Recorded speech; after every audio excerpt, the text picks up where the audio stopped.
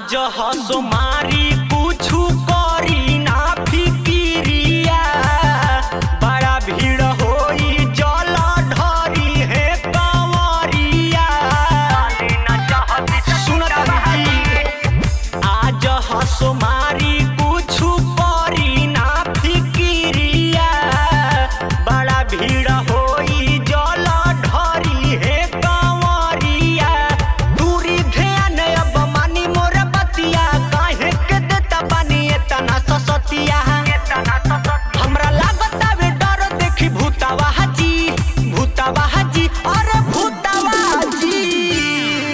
अब उठी बदल ली सुटावा हाजी हई खाली न चाहबी सकुटावा हाजी। अब उठी बदल ली सुटावा हाजी हई खाली न चाहबी सकुटावा हाजी।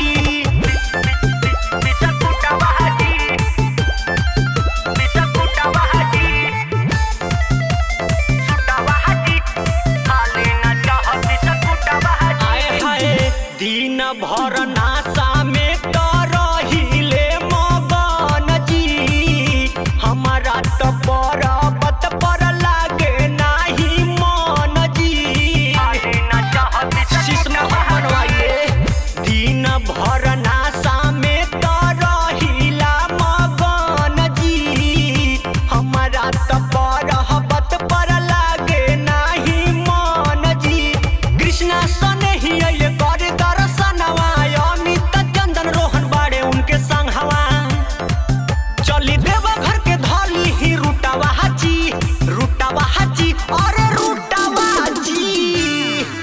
अब उठी बदल ली सुटावा हाजी हई खाली न चाहबी सकुटावा हाजी। अब उठी बदल ली सुटावा हाजी हई खाली न चाहबी सकुटावा हाजी।